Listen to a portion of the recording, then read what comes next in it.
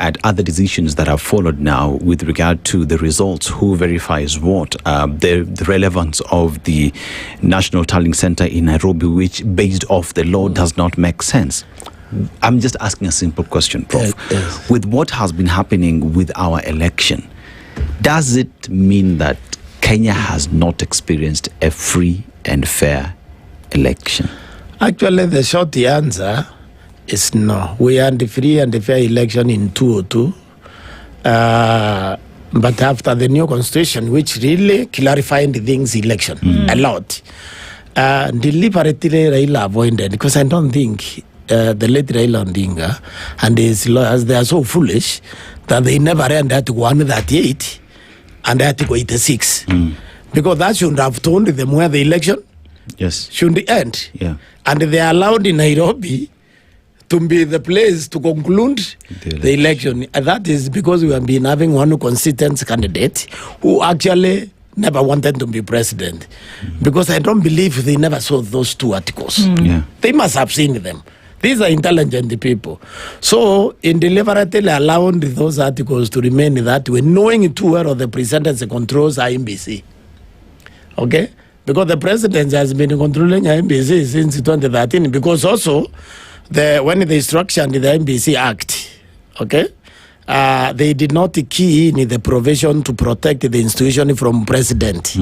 Because the moment they made the president the appointing authority for both the panel and the commissioners, the IMBC basically became the executive. They should have created something equivalent to the Judicial Service Commission, which will recruit out there.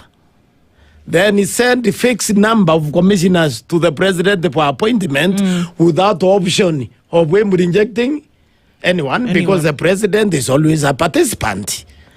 So they did not do that, but having failed to do that, though, since 2013, because the primary competitor was always the late Raila Odinga, should have been able to see, together with his lawyers, that the law is clear here, that this election should end in the constituency, because that's how you enhance transparency. And then once it ends in the constituency, Nairobi has no choice but to announce the winner. And it'll be very clear. Kenyans would have already known who the winner is. It sounds crazy that I have to ask this last question, but then how do you get folks to actually obey the law? Well, we don't get them because we can't live like this. The country will crash. Without fidelity to the constitution and the rule of law, then you really don't have a country. Now we don't want that. Because we don't want that, we are going to make sure that we have leaders who obey the law. That incident you are citing there, we are going to make sure that incident is history. It will have to happen. You remember, the GNC uprising was organic. Because nothing, you see, once Raila crossed over, they realize they have no leader now to work for them. That is why that organic uprising came. That consciousness, it is still there. And I can tell you this. You see where we are now as a country is like an organ, is like a human being with the cancer, stage 4. Okay? If you are with the cancer stage 4, you are going to die, stage 5. Now, when you know the cure, you prevent that from happening. The peace you are seeing now is because people think they will actually change this government during the election.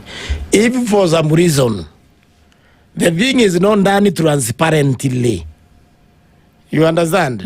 In a way to satisfy people that, look, we tried, but the other Kenyans also have a right to have their leaders they want, then you are looking at actual revolution. Indeed. You are looking at a very serious situation, because this country is not Tanzania and it's not Uganda. This is a country whose DNA is resistant to bad governance, and it has been consistent from the British to Kenyatta, to Moi, even to Uhuru. There was a lot of resistance against, and now, so you can't do a Tanzania here and get away with it. It's not possible. Professor Gitile Naituli, thank you for being here with us this